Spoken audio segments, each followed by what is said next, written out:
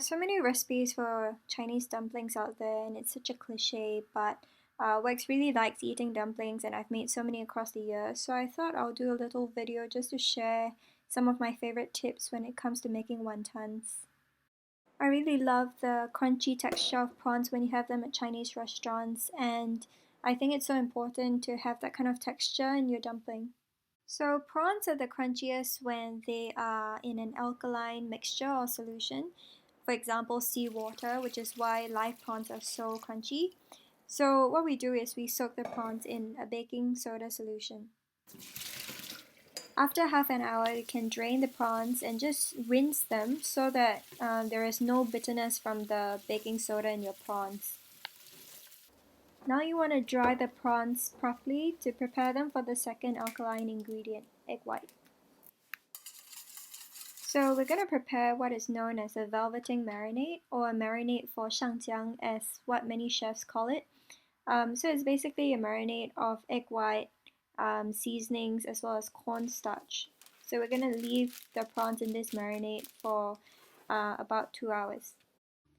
My second tip is to use 地波, which is dried soulfish.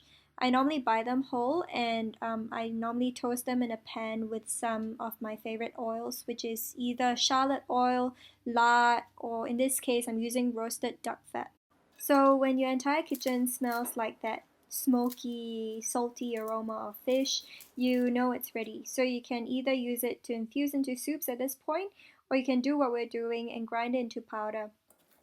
I really don't like buying minced pork from the supermarket because these days, because of all the health scares, minced meat has become so lean, and it's really dry when you make dumplings with them. So what I like to do is to go to the market and get them to grind up a full kilo of pork belly for me. But because of COVID, I can't go to the market, and so today I'm just gonna hand chop or hand mince some pork. Hand chopping meat actually releases a lot of myosin because you're working the meat a lot. So this helps your other ingredients bind together with the meat. But if you're using store-bought minced meat, what you can do is to throw it against the bowl a few times, or to just get a pair of chopsticks and vigorously whisk everything together.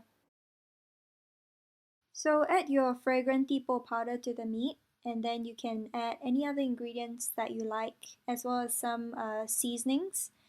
And then you just pop it into the fridge to marinate for 2 hours. Marinating your meat allows for a gel network to form, so this locks in all the flavor and traps any juices within the network. After 2 hours, you can cut up the prawns into bite-sized pieces and add it to the minced meat. And then you can also add water chestnuts. So you don't want to add the chestnuts early because it might leach water into your minced meat.